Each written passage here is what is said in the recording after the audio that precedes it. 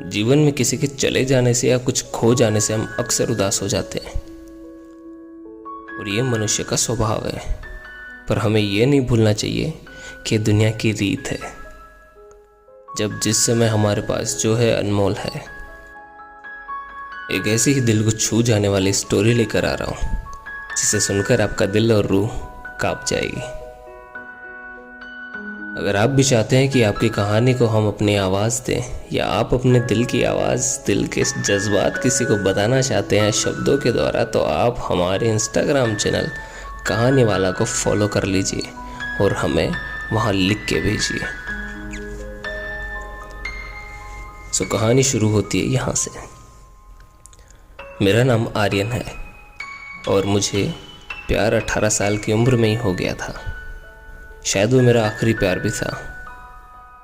ये कहानी तब की है जब मैं 12वीं क्लास में था। मुझे शुरुआत में प्यार के बारे में ना कुछ पता था और ना ही उसमें कोई इंटरेस्ट था। मेरे सभी दोस्तों के पास गर्लफ्रेंड थी और उसमें से कुछ दोस्त तो मेरा मजाक भी उड़ाते थे, लेकिन मैं उनकी बातों को इग्नोर कर दिया करता था क्योंकि मुझे ये सभी चीज़ें टाइम पास लगती थी। वो कहते हैं ना कि ऊपर वाले ने हर किसी के लिए किसी ना किसी खास को बनाया है। शायद मेरे लिए भी उसने किसी को भेजा होगा। धीरे धीरे वक्त बीता और मैं 12वीं पास करके दिल्ली आ गया अपनी आगे की पढ़ाई के लिए। आज मेरी ग्रेजुएशन की पहला क्लास का पहला दिन था। मैं बहुत खुश था क्योंकि वहाँ पे नई नई चीज़ें सीखने को मिलेगी। अपने दिमाग में सारी बातें सोचकर मन ही मन मुस्कुराए जा रहा था। तभी सामने से आती एक खूबसूरत लड़की से मैं टकरा गया। उसके हाथों से सारे बॉक्स गिर गए। मैं सब कुछ भूलकर बस उसी को देखे जा रहा था। उसकी आंखें और उसकी आवाज़ इतनी मनमोहक थी कि मैं बस उसमें खो गया। तभी उसने कहा, ओ हेलो, ध्यान कहाँ है तुम्हारा? मेरे बॉक्स और बुक वगैरह सब उठाओ। मैंने कहा सॉरी। मैंने उसके बॉक्स और बुक उठाए। उसके बाद वो क्लास में चली गई। उस वक्त पहली बार दिल में कुछ अलग सा फील हुआ, एक अजनबी लड़की के लिए। मैं अपनी क्लास में पूरा दिन उसके बारे में सोचता रहा। क्लास खत्म होने के बाद तो मैं जैसे उस लड़की से मिलने के लिए बेचैन सा हो गया था। तभी वो मेरे सामने से अपने दोस्तों के साथ बात करते हुए आ रही थी। मैंने उससे बात करने का सोचा लेकिन मैं कर नहीं पाया। मैं मन ही मन उस लड़की को अपना दिल दे चुका था। एक दिन की बात है, मैं अपने कॉलेज की तरफ जा रहा था कि मेरी नज़र उस लड़की पे पड़ी। मैं भागता हुआ उसके पास गया और मैंने उसको बोला हाय। फिर कुछ देर तक हम दोनों में बातें हुई। हम दोनों क्लास में चले गए। धीरे धीरे हम दोनों की दोस्ती प्यार में बदल गई।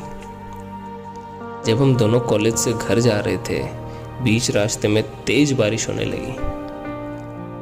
सामने कोई घर नहीं था, कोई छिपने की जगह नहीं थी, इसलिए हम एक घने पेड़ के नीचे चले गए। धीरे धीरे बारिश और तेज हो गई। इससे बचने के लिए वो मेरे पास आ गई। हम दोनों एक दूसरे के बहुत करीब थे।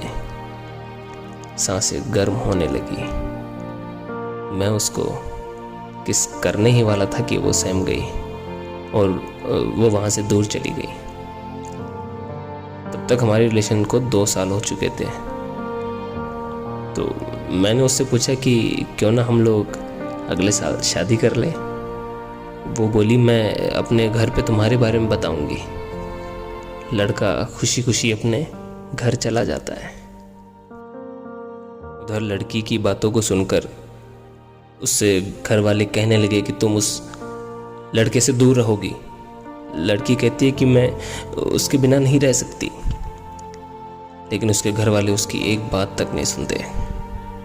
उस लड़की का फ़ोन भी छीन लेते हैं, उसका कॉलेज जाना भी बंद करवा देते हैं। लड़का उसका फ़ोन ट्राई करता है लेकिन बार बार फ़ोन स्विच ऑफ आता है। 2 दिन बीत गए। लड़का अब घबराने लगता है। और उसके घर चला जाता है। लड़की की मम्मी से जब वो पूछता है कि आंटी जी वो कहाँ पर है, तो उसकी माँ जवाब देती है कि वो अपने नानी के घर चली गई। सच तो ये था कि वो लड़की घर पर ही थी। लड़का रोता हुआ अपने घर चला जाता है। पूरे दिन उसके बारे में सोचता रहता है। वक्त बीतने के बाद लड़की के घर वाले उस लड़की की शादी किसी और लड़के से करवा देते हैं। कुछ समय बाद वो लड़की उस लड़के को खत लिखकर अपनी आप बीती सब बताती है।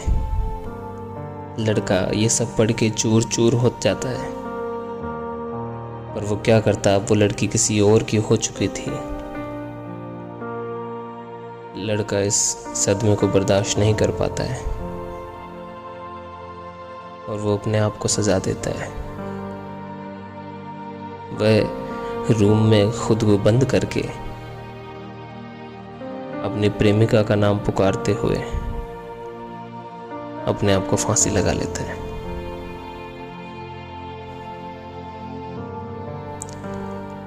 आसान नहीं होता प्यार करना। बहुत किस्मत वाले वो लोग होते हैं जिनका प्यार उन्हें मिल जाता है, नहीं तो पूरी जिंदगी दर्द के सिवा कुछ भी नहीं मिलता। तो आपको ये मोहब्बत भरी कहानी कैसी लगी, कमेंट करके ज़रूर बताइएगा। और ऐसी कहानियाँ सुनने के लिए आप हमारे चैनल कहानी वाला को सब्सक्राइब कर लीजिए और इंस्टाग्राम पर भी फॉलो कर लीजिए।